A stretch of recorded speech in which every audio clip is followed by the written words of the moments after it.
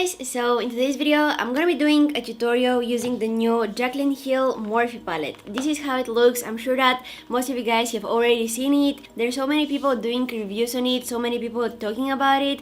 Today I want to do a tutorial with it. I swatched some of the eyeshadows for myself just to get an idea what I want to do today, and these are the colors if you haven't seen them already. Today I want to go for something darker. I want to create an evening look or something like that, and this palette was actually sent to me. I didn't bought it myself, just wanna clear that up. They just sent it to me to try it out, so that's exactly what I'm gonna do. Okay, so as I said, I wanna go for something a little bit darker on the eyes today, and I really like the foiled eyeshadows from the palette. So the first one that I'm gonna be using today is going to be this one right here. Let me just see how it's called. It's called 24/7. I have the names right here. And I'm gonna use my fingers to apply it. I like applying foiled and shimmery and all those kind of eyeshadows with my fingers. I think that they're coming out a lot more pigmented and vibrant and, you know, all that stuff. I don't know if you guys can tell, but this eyeshadow has a small amount, maybe, no, it's definitely not a small amount, but it has some really tiny small shimmers in it, which, I'm destroying everything around me, which creates the illusion of a wet skin. I hope you guys can see it. And I also forgot to mention that the only thing that I had on my eyelids before applying the eyeshadow was some concealer, and I also used some powder to set it in place. That's all that I had. If you watch my tutorials, you guys will know that I love using concealer as an eyeshadow primer. So moving on to the crease color, I don't want to leave that eyeshadow so harsh like this. I'm gonna take this shade right here. It's called Mocha. And I'm using the Zwiva 231, just going to load it with some product. I'm placing it right here at the outer corner of my eye in the crease, and using circular motions I'm gonna diffuse that shimmery brown shade. And you don't have to be too precise with it. The only thing that you wanna keep in mind is don't bring it all the way up to the brow bone.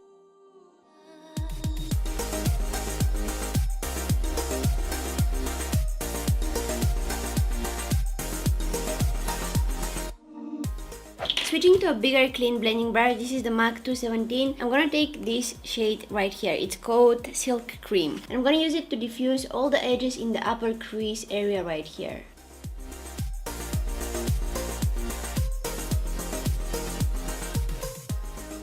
I'm using small circular motions. I think that they make everything blend a little bit quicker. And these eyeshadows are blending out really easily, by the way. You want to place that brush loaded with that eyeshadow straight into that harsh line, and then use small circular motions and blend it out. So let's go ahead now and finish up the lower lash line. I don't like using too dark eyeshadows under here. I just don't think that they look good on me, but I still want to add something because that's going to make the look more completed. This is the Sigma E21. It's a very small tiny brush, and I'm loading it again with that brown eyeshadow called Mocha that I used before, and I'm placing it just in the outer third of my lower lash line. Also connecting it with the eyeshadows on the upper lid like this. Switching to a small blending brush, this is the Morphe M506, taking that eyeshadow called, it's called Silk Cream, and I'm gonna use it to diffuse that brown shade so that it's not just a harsh line under my eye, but it looks more smoked out and like it's meant to be there. Taking the eyeshadow called Beam, I'm gonna place it in the inner corners of my eyes, just to add some brightness to the look. And just a tiny little bit on the brow bone right here. Next up, I'm curling my lashes. And I'm coating them with some mascara.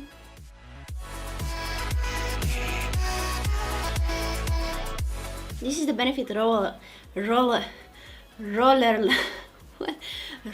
lash mascara. I've been using it almost every day for the past I don't know, 3 months or something. It's really good. So the next step is totally optional. You don't need to glue on false lashes if you don't want to, but I'll go ahead and add a pair of falsies. These are the Vegas Nay in the style Shining Star, and they're very lightweight. I've been really into the more natural looking lashes lately. I feel like I'm slowly giving up on those very long, thick lashes. I don't know.